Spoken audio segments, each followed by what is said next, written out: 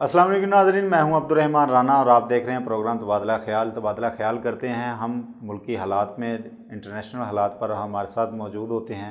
Senior सहाफ़ी हैं, तज़किया नगार हैं, एंकर पर्सन हैं, किसी तारुफ के मोहताज नहीं। रब नवाज़ बाजवा साहब 25 साल से शोबा सहाफ़त में आप इनके तज़किये, व्यूज़ और ख़बरें पढ़ते सुनते आ रहे हैं। बाजवा साहब बहुत शुक्रिया दोबारा से वक्त देने का इस प्रोग्राम में। Thank you Rana Abdurrahman. बस सबसे पहला आज जो टॉपिक हम डिस्कस करेंगे वो वज़ीर आला पंजाब का है। वज़ीर आला पंजाब ने कल धुआंधार प्रेस कॉन्फ्रेंस किया है, दौरा किया है और वज़ीर आज़म ने उनको फुल सपोर्ट दिया अपने इंटरव्यू में भी। तो क्या कहेंगे वज़ीर आला ने जो कहा है कि हर 4 माह बाद मुझे जाने का सोचा छोड़ दिया जाता है, होता फिर भी कुछ नहीं, ये साजिशी अनासर हैं। क्या डिटेल है आपके पास इस सारे? बड़ी खूबसूरत सी सिचुएशन है। देखिए, यूँ समझिए कि वज़ीर आला जो है ना वो फट पड़े हैं। अच्छा, लावा फट गया।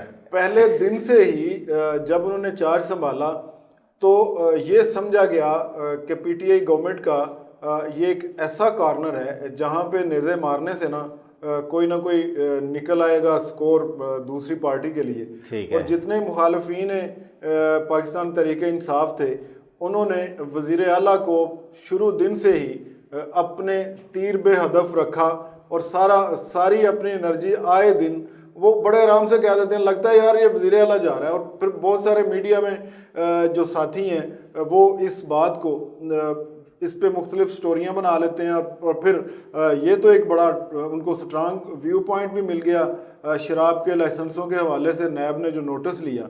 तो इस पे तो फिर एक बिल्कुल कॉन्स्पायरेसी जो थ्योरी है ना वो खुल के सामने आ गई। तो इसी हवाले से वज़ीर आला जो फट पड़े हैं कि यार हर 4 माह के बाद कोई ना कोई ये ज़रूर बात कह देता है कि बस वज़ीर आला जा रहा है। ये एक पॉलिटिकल मोटिव जो है ये वेल कैलकुलेटेड और पूरा प्लान्ड एफर्ट होती है। कि आप रूलिंग पार्टी के वज़ीर आला के बारे में आप जो बात करते हैं उसका बहुत बड़ा मुखालफीन को एक एडवांटेज होता है कि हुकूमत की जो रिट है वो वीक होना शुरू हो जाती है। जो कि सूबे के चीफ एग्जेक्टिव के बारे में जब ये इतला मिलती है कि जी ये तो बस जा रहा है और नया कौन सा आ रहा है और फिर हलचल मच जाती है। और ये करने वाले वो उनकी जो ब्यूरोक्रेटिक सपोर्ट होती है वो उनको एक कुव्वत मिलती है कि अच्छा वज़ीर आला के जो अहकामात हैं उनको वो डिले करने में और बाकी जो बहुत सारे टैक्टिक्स हैं उन सब के लिए ये एक वेल प्लान्ड एफर्ट की जाती है। और वज़ीर आला ने ये बात जो कही है। भाई साहब आपने बड़ी पॉलिटिकल बीट्स भी की हैं, पंजाब असम्बली की बीट भी की है। आपको क्या लगता है कि ये कौन करवा रहा है पीछे?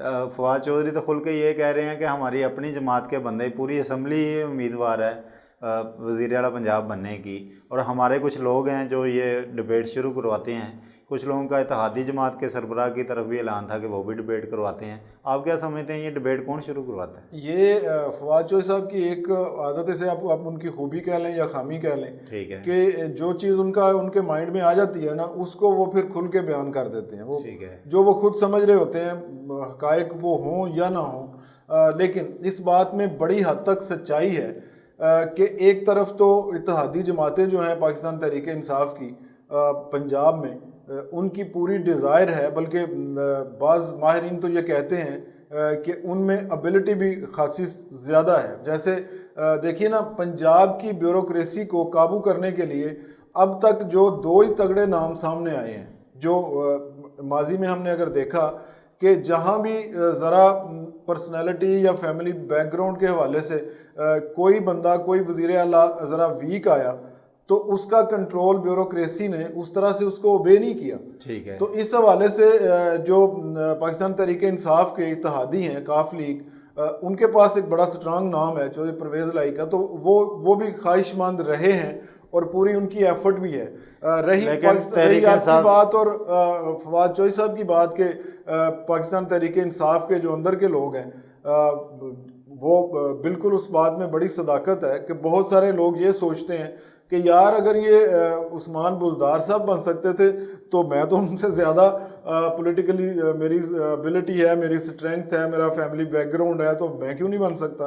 تو یہ بالکل بے شک مذاق میں فواد چودھری نے کہی ہے، لیکن پوری کی پوری واقعی، اور اس میں اگر کوئی نام ایڈ کروں تو میں یہ بھی کروں گا کہ فواد چودھری بذات خود بھی وہ اس بات کے خواہش مند ہیں کہ وہ بھی وزیر اعلیٰ پنجاب کیوں نہ بن جائے۔ بالکل ٹھیک ہے، لیکن وزیر اعظم نے ان کو اس طرح سے سپورٹ کیا جو کامران خان کو انٹرویو دیا انہوں نے کہا کہ جناب جب وزیر اعلیٰ نواز شریف پہلی دفعہ بنے تھے تو ان کو تو پریس کانفرنس کرنا تک نہیں تھی آتی، تو عثمان بزدار کو آپ ٹائم دیں، دیکھیں کتنے اچھے کام کر رہے ہیں وہ پنجاب میں، تو وزیر اعظم صاحب تو ان کے فل بیک اینڈ وزیر اعظم تو ڈے فرسٹ سے، بلکہ آپ سمجھیں بعض دفعہ یہ نظر آتا ہے کہ پنجاب کے معاملات بھی جو ہے نا وہ وزیر اعظم کو خود ہی دیکھنا پڑ رہے ہیں، اور وہ بڑی حد تک ہر موقع پہ انہوں نے ان کو وسیم اکرم پلس کہا اور سپورٹ دی، میکسیمم سپورٹ دی، آؤٹ رائٹ سپورٹ دی۔ ہونا یہ چاہیے تھا کہ پنجاب کا جو وزیر اعلیٰ ہے وہ اتنا اس کا کنٹرول اور گرپ اس کی اتنی مضبوط ہوتی کہ وہ وزیر اعظم کو میکسیمم سپورٹ اس سے مل رہی ہوتی، لیکن وفاق سے بار بار وزیر اعظم کو یہاں پہ آ کے انہیں یہ کہنا پڑتا ہے کہ جی نہیں آپ بے فکر ہو جائیں، میں ان کے پیچھے ہوں، آپ کے ساتھ ہوں، ان کے ساتھ ہوں، میں کسی طرح سے وزیر اعلیٰ کو جو ہے نا ہٹے دینے کا میں بالکل نہ تیار ہوں، نہ میں کنونس ہوں آپ کی جتنی باتیں ہیں۔ تو وزیر اعظم نے بذات خود بارہا ڈیفینڈ کیا اور یہ پروٹیکشن دی، لیکن اس کے باوجود کانسپائریسی تھیوریز چل رہی ہیں اور چلتی رہیں گی۔ اس کا ایک پہلو یہ بھی ہے کہ عثمان بزدار صاحب جو ہیں وہ شروع میں بالکل ایکٹیو نہیں ہوئے، شروع میں انہوں نے میڈیا کو ہینڈل نہیں کیا، اور جس تقریر کا آپ نے حوالہ دیا جو وہاں پہ وہ ایک شجرکاری کا افتتاح کرتے ہوئے یا ڈبل ڈیکر کرتے ہوئے انہوں نے جس بات کا ذکر کیا، اور اس میں انہوں نے یہ بھی کہا کہ میڈیا کے دوست ہمیں اتنا 2 سال ہمارے پورے تو ہو گئے ہیں، لیکن میڈیا کے دوستوں کی مہربانی جو ہے وہ ہم سے ختم نہیں ہوئی۔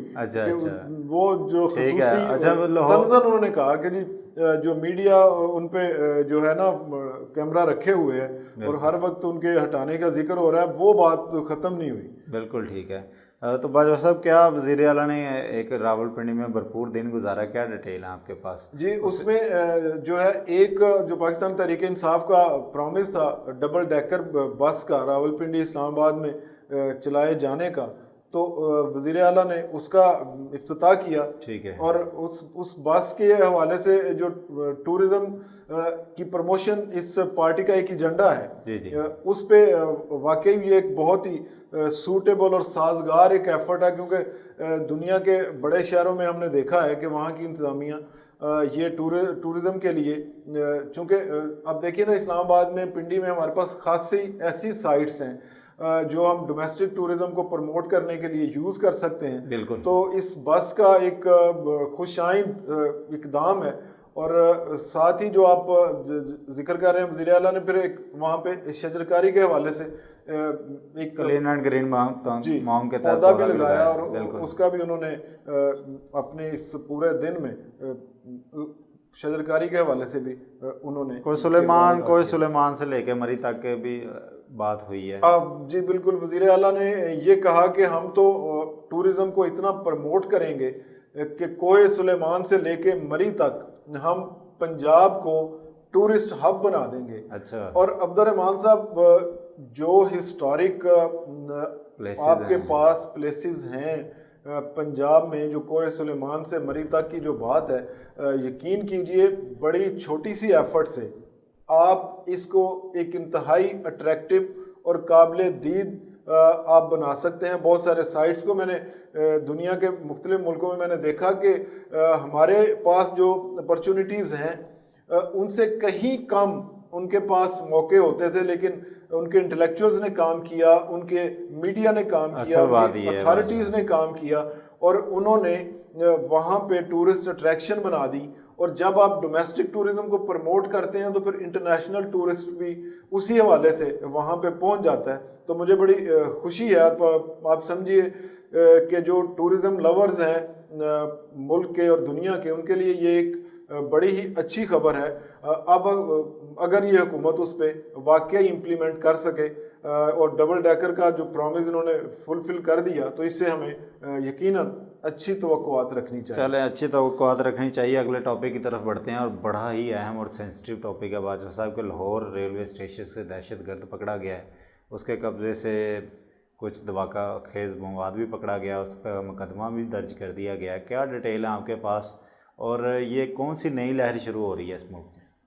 عبدالرحمٰن صاحب، آپ کے اداروں نے جس کامیابی سے اپنے ملک سے دہشت گردی ختم کی تھی اور دنیا کو ایک میسج مل گیا تھا کہ یہ تو اتنے سٹرانگ ہے، لیکن آپ اس سارے دورانیے میں آپ یہ نہ سمجھیے کہ آپ کے جو دشمن ہیں جو پاکستان کو نہیں دیکھنا چاہتے ان کی وہ کوئی کوشش جو ہے وہ ختم ہو گئی ہے، بلکہ ان کو ایک نئی قوت مل رہی ہے۔ اچھا، اب دیکھیے، ایک طرف تو انڈیا تھا پہلے ہی، افغانستان سے آپ نے بڑی ہمت کے ساتھ، بڑی جرت کے ساتھ افغانستان سے، ایران سے آپ نے جو معاملات تھے وہ خاصے بہتر کر لیے، لیکن اب آپ کو یو اے ای کی طرف جو موساد آ کے بیٹھ رہی ہے، اسرائیل کے ساتھ جو ان کے لنکس ہیں، وہ دیکھیے وہ ایک نئی قوت مل رہی ہے آپ کے مخالفین کو۔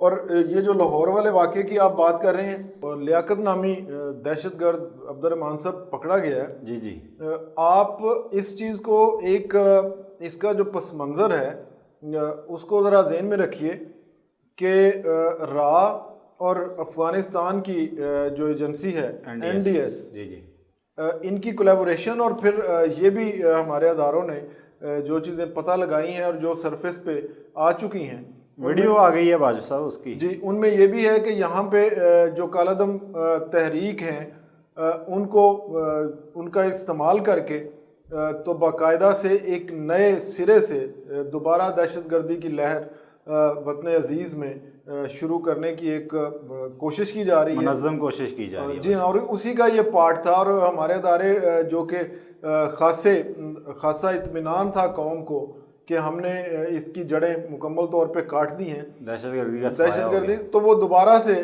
ری یونائٹ ہو رہے ہیں آپ کے دشمن۔ اور اسی لیے جو وزیر اعلیٰ کے حوالے سے آپ بات کر رہے تھے، تو انہوں نے ایک اقدام جو راولپنڈی سٹی کے حوالے سے بھی اناؤنس کیا ہے، جی جی، اس میں انہوں نے یہ کہا ہے کہ ہم اسٹیٹ آف دا آرٹ یہاں پہ ایک سیف سٹی راولپنڈی کو بھی بنائیں گے، اور چونکہ راولپنڈی ہمارا 2 سال ہو گیا ہے بڑا ان کی سینسٹیو حکومت کو، شہر ہے، کوئی شک نہیں جی ایچ کے ادھر ہے، لیکن یہ مجھے بتائیں کہ 2 سال ہو گیا تحریک انصاف کی حکومت کو۔ وزیر اعلیٰ پنجاب جب شہباز شریف تھے تو انہوں نے اس پروسیس کو بڑا تیز کیا تھا۔ آپ کو نہیں لگتا کہ یہ کیمرہ اس وقت کی اشد ضرورت ہے؟ سیف سٹی ہر شہر کو ہی ہو جانا چاہیے اب؟ جی، دنیا بھر میں اب جو ایفرٹ ہو رہی ہے وہ تو یہ ہے کہ جی کیمرے لگانے سے بڑا زیادہ کنٹرول ہو جاتا ہے، اور آپ اس کو ریوائنڈ کر کے کہیں بھی کوئی بھی واقعہ ہو جائے تو پھر یہ موومنٹ پتہ چل جاتی ہے کہ کرمنل جو ہے کہاں سے کہاں موو ہوئے۔ تو اس حوالے سے بالکل آپ کا بڑا ویلڈ پوائنٹ ہے کہ بڑی تیز کرنا چاہیے اور میکسیمائز اس کو کرنا چاہیے۔ چلیں، پوائنٹ آپ کا آ گیا۔ بریک پہ جانے سے پہلے میں آپ سے یہ بھی پوچھنا چاہتا ہوں کہ ریلوے پہ بھی پہلے بھی ایک سٹنگ آپریشن ہوا، ایک چینل نے کیا، پرائیویٹ چینل نے، اور وہاں پہ بھی اسلحہ کراچی سے لاہور پہنچا دیا گیا۔ اب جیکٹ تک لاہور اسٹیشن پہ پکڑی جاتی ہیں۔ کتنا بڑا یہ بھی ایک کارنامہ ہے پنجاب کا میں کہ اور ریلوے پولیس کا کہ ان کو پتہ ہی نہیں چلتا، ان کے ناک کے نیچے سے چیز آ جاتی ہے۔ کب ایکٹیو ہوں گے ہمارے ادارے؟ یہ تو اللہ کا شکر ہے کہ CTD بڑی ایکٹیو ہے، مستعد ہے، اور ادارے سیکیورٹی ایجنسیز بڑی مستعد ہیں کہ جنہوں نے پکڑ لیا ان کو، ورنہ بہت بڑا نقصان بھی ہو سکتا ہے بادشاہ۔ آپ کی بات بڑی صحیح ہے۔ ریلوے کے جتنے اقدامات ہیں، جس طرح کا کسی دور میں ریلوے کا سفر یہ سمجھا جاتا تھا کہ جی مکمل سیف ہے، وہاں پہ آپ بڑے آرام سے، بے شک تنہا خواتین سفر کرتی تھیں تب یہ سمجھا جاتا تھا، کوئی آپ کی چیزیں ٹرانسپورٹیشن ہوتی تھی تو سمجھا جاتا تھا یہ باقاعدہ سرکار کے کنٹرول میں ہے۔ بالکل، لیکن پھر یہ وقت آیا کہ بہت زیادہ سیاسی بھرتیوں کا اس میں ریلوے میں سچویشن بن گئی، اور ایسے لوگ آ گئے، پھر وہاں کی یونین کا کردار بھی آپ کے سامنے ہے کہ جو اس کو ٹاسک تھا ورکرز کا تحفظ، اس کی بجائے وہ صرف ادارے کے حوالے سے اتنی کمزوریاں سامنے آتی ہیں۔ لیکن اس واقعے کے بعد جو اقدامات لیے گئے ہیں وہ میں آپ کے گوش گزار کر دیتا ہوں کہ ریلوے نے تمام انٹری اور ایگزٹ پوائنٹس جو ہیں ان کو بلاک کر دیا ہے، اور وہاں سے एंट्री जो होगी आपकी रिस्ट्रिक्टेड होगी, बाकायदा से वहाँ सिक्योरिटी के ऑफिशियल जो हैं पुलिस के वो अपॉइंट कर दिए गए हैं, कमांडो तैनात कर दिए, कैमरे और सब कुछ लगा दिया गया और बाकायदा स्कैनर्स लगा के वहाँ से आप गुजर सकेंगे। तो ये एक अच्छा इकदाम है रेलवे के हवाले से, जिससे हमें तवक्को है कि आइंदा इसके सफ़र को मज़ीद महफूज से महफूज बनाने की अल्लाह करे ये मुल्क भी महफूज रहे और सारे अदारे में महफूज रहे, रेलवे को भी पाकिस्तान में तरक्की मिले। ML1 बड़ा अहम प्रोजेक्ट है। वाज साहब अभी एक छोटी सी ब्रेक का कहा जा रहा है, एक लेते हैं नाजरीन छोटी सी ब्रेक के बाद दोबारा हाज़िर होते हैं।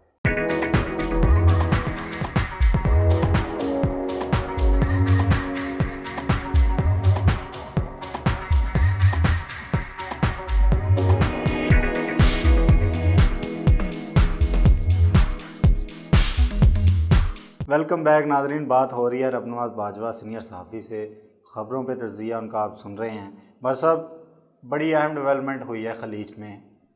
इसराइल का मामला था और इसराइल को UAE ने मान लिया है और उसके साथ साथ सूडान ने भी अब रजामंदी ज़ाहिर कर दी है और मोसाद बड़ी एक्टिव हो गई है इस पूरे खित्ते में।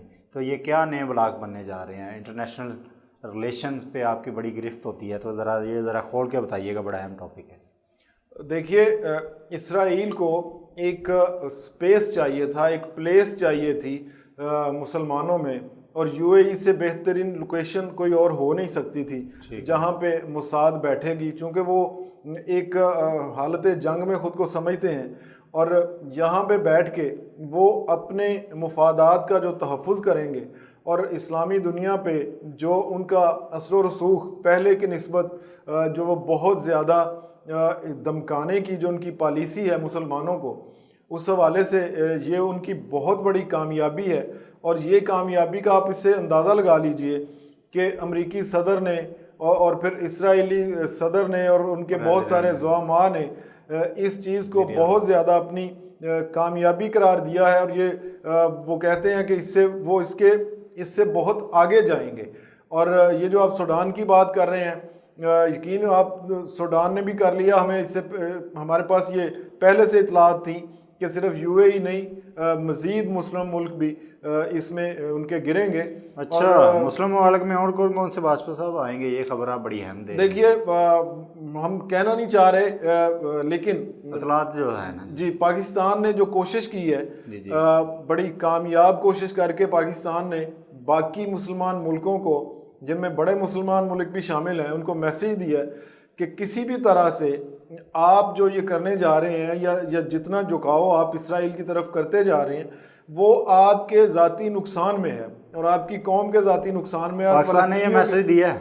जी हाँ, पाकिस्तान ने वाज़े तौर पे मैसेज दिया। और दूसरा मैसेज पाकिस्तान ने ये दिया है कि पाकिस्तान किसी सूरत इसराइल को तस्लीम नहीं करेगा जब तक वो फ़लस्तीनियों का मसला हल नहीं करते। तो इसका ये है। और जो हमें बहुत सारे खदशात पैदा हो गए हैं, और ये भी मैं आपको बताता चलूँ कि यहाँ पे इसराइल और अमेरिकन ये सारी एक्सेस जो UAE की इस्तेमाल करना चाह रहे हैं, वो इसकी बंदरगाहों को इस्तेमाल करना चाह रहे हैं, और उसका नतीजा आपके CPEC के लिए भी प्रॉब्लम पैदा करने की कोशिश की जाएगी। अच्छा। और फिर आपके जो दुश्मन मशरक में हैं उनके साथ एक कोलैबोरेशन करके आपको घेरने की कोशिश की जाएगी। लेकिन अल्हम्दुलिल्लाह पाकिस्तान की अफवाज और पाकिस्तान के अदारे, जिन्होंने जब इनको मशरक और मगरब दोनों तरफ से घेर लिया गया था और बड़ी बड़ी कुव्वतें मौजूद थी अफ़गानिस्तान में भी, तो इन्होंने अपनी कुव्वत, अपने ज़ोर बाजू को न सिर्फ आजमाया, न बल्कि दुनिया को दिखाया कि वो मार्का जो दहशत गर्दी के ख़िलाफ़ पाकिस्तान ने जो कामयाबी हासिल की, दुनिया की कोई कुव्वत हासिल नहीं कर सकती। और जितने कम वसाइल में, जितने थोड़े ख़र्चे में पाकिस्तान ने ये सब कर लिया, वो बिल्कुल एक दुनिया के सामने जिंदा मिसाल है, नामुमकिनात में से के करीब बात थी जो इन्होंने हासिल कर ली। तो इस हवाले से हमें पूरी तवक्को है और हमारे अदारों ने जो रिस्पांस दिया, उन्होंने ये कहा कि हम भी पूरी तरह से तैयार हैं इंशाल्लाह। तो क्या बात साहब इस मामले में हो रहा है? घेरने की कोशिश की जा रही है। अमेरिका, इजराइल, इंडिया की लॉबी बड़ी मुतहर्रिक है कि CPEC को किसी न किसी तरह से, एक ये भी थ्योरी चल रही है कि यहाँ पे आगे बैठना और बाद में इंडिया अपने इलाके देगा, गिलगित वाले या स्कर्दू वाले या चीन वाले, वो हिस्से जो चाइना और पाकिस्तान के साथ इंटरलिंक है, जहाँ से CPEC ने गुजरना है, بیسیکلی، تو اس کے لیے یہ ساری تیاری ہو رہی ہے. آپ کیا کہتے ہیں سارے معاملات؟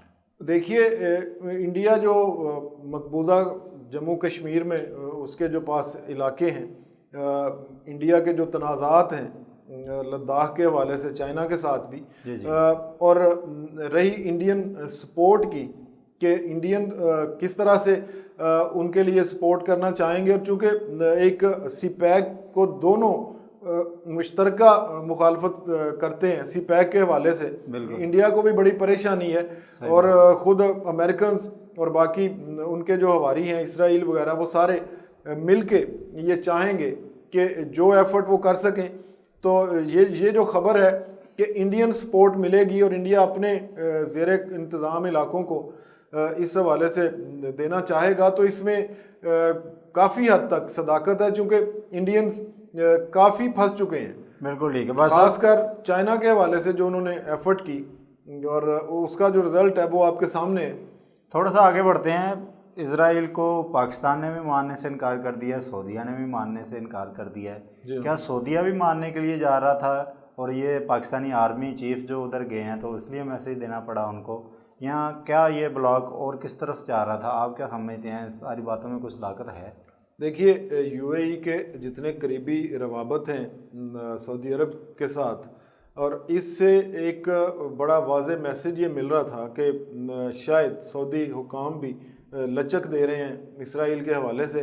اور پھر دوسرا یہ جو پاکستان کے ساتھ ڈفرینس آف اوپینین کریٹ ہو رہا تھا سعودی عرب کے معاملات میں، اس کا بھی یہ بڑی ایک ایسی سچویشن بن چکی تھی جس کا پاکستانی حکام نے نہ صرف فوری طور پہ نوٹس لیا، بلکہ انہوں نے کامیابی کی بات یہ ہے کہ انہوں نے یہ سارا جو میس کریٹ ہو رہا تھا اس کو بڑی کامیابی سے اور بڑی اپنی سکسیسفل ڈپلومیسی سے اس کو ہینڈل کیا. ٹھیک ہے. اچھا تھوڑا سا اور آگے چلیں. اگر اسی نقطہ پر بات کریں بھائی صاحب، تو اسرائیل کو ترکی نے بھی شدید اس معاملے پر ناراضگی کا اظہار کیا یو اے ای کے اوپر، اور ایران نے بھی. ان دونوں ملکوں کا کیا سٹیک ہے ان کے ساتھ؟ دیکھیے اصل ظاہر جو کیا جاتا ہے اسرائیل کی طرف سے کیا جاتا ہے کہ جی اصل مخالفت اسرائیل اور ایران کے حوالے سے بڑی کشیدہ صورتحال ہے، اور دوسرا جو ٹرکی کا ایک تاریخی رول ہے جس کو آپ دیکھیے کہ ماضی میں خلافت ختم کر کے خلافت عثمانیہ کی شکل میں، جی ہاں، ترکی کا کردار جو محدود کیا گیا. ترکی اب یہ سمجھتا ہے کہ اسے اپنا وہ جو پاسٹ گلوری ہے اس کو ری گین کرنا ہے. تو اس حوالے سے ترکی آپ دیکھیے کہیں بھی مسلمانوں کا کوئی مسئلہ ہوگا تو ٹرکش لیڈرشپ جو ہے طیب اردوان اور وہاں کے باقی جو حکام ہیں وہ بڑا سٹرانگ سٹانس لیتے ہیں. اور امت میں ایک دفعہ یہ بڑی ایک خوشی کی لہر ہے کہ کہیں نہ کہیں کوئی ان کی ذمہ داری اور کوئی ان کا ایٹ لیسٹ والی وارث کہیں نہ کہیں تو ہے نا، کوئی بات کرنے والا تو ہے نا. جی ہاں. تو اس حوالے سے یہ ایک مسلمانوں کے لیے بے شک آپ اسے کہیں کہ باتوں کی حد تک یا کوئی عملی سٹیپ بھی لے سکیں، لیکن اس دفعہ تو انہوں نے سخت اقدامات بھی کی اناؤنسمنٹ کی ہے. آگے دیکھنے آنے والے دنوں میں دیکھتے ہیں کہ کس حد تک وہ ان کی امپلیمنٹیشن کر سکیں گے یا پریکٹیکل کیا رزلٹ نکلتے ہیں. لیکن بہرحال یہ اس وقت بڑی خوشائند بات ہے کہ مسلمان یکجا ہو رہے ہیں. بالکل ٹھیک ہے. بات صاحب اگلے پوائنٹ کی طرف بڑھتے ہیں. چین اور لداخ کا آپ ذکر کر رہے تھے. جی ہاں. تو چین نے تو لداخ سے نکلنے سے صاف انکار کر دیا ہے، اور بھارتی وہاں پہ اپنی تعمیرات جاری شروع کر دی ہیں انہوں نے کہ اپنے 30,000 فوجیوں کو تعینات کرنے کی منصوبہ وہاں پہ زیر غور ہے ان کا. کیا تفصیلات ہیں اس حوالے سے؟ چین پہ اور لداخ بارڈر پہ تو آپ کے ویسے بھی بڑا بھرپور قسم کا تجزیہ آتا ہے ہمیشہ سے ہی، اور آپ کے پاس انفارمیشن بڑی یونیک ہوتی ہے. کیا کہتے ہیں ساری صورتحال؟ جی الحمدللہ. بات یہ ہے کہ جو بھارتی مودی سرکار ہے اس نے ایک الٹا ایک اپنے لیے مصیبت ایک ایسی، چونکہ ان کی ایسی پالیسی ہے جو بالکل ہندوتوا سوچ جو ہے، ہندوتوا بالکل وہ ایک بیسڈ آن ایکسٹریمزم ہے، اور جس کا رزلٹ یہ نکلتا ہے کہ وہ چاروں طرف سے جہاں کہیں کوئی نہ کوئی ایسی حرکت کر بیٹھتے ہیں جو ان کی نہ صرف معیشت بلکہ ان کے دفاع اور ان کی آپ دیکھیے نیشنل رسپیکٹ کے لیے بھی وہ ایک پوری سیکیورٹی بن گئے ہیں. ان کے لیے بہت بڑی مشکل میں وہ پھنس چکے ہیں لداخ کے حوالے سے.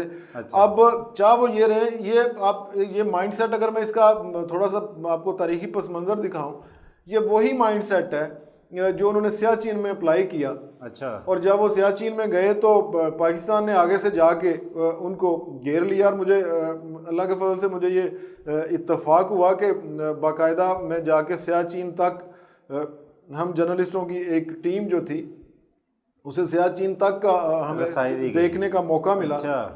وہاں کی بالکل ایگزیکٹ ٹاپ جو چوٹیاں تھیں ماشاءاللہ. تو ہمیں سمجھ یہ آئی کہ سیاچین میں وہ ایسے پھنسے ہیں کہ ان کی طرف سے ہماری طرف سے گراؤنڈ چونکہ کنیکٹیو ہے جی اور وہ الٹے رستے سے پہاڑ کے الٹے رستے سے پہاڑ پہ چڑھنے کی کوشش کر رہے تھے. اچھا.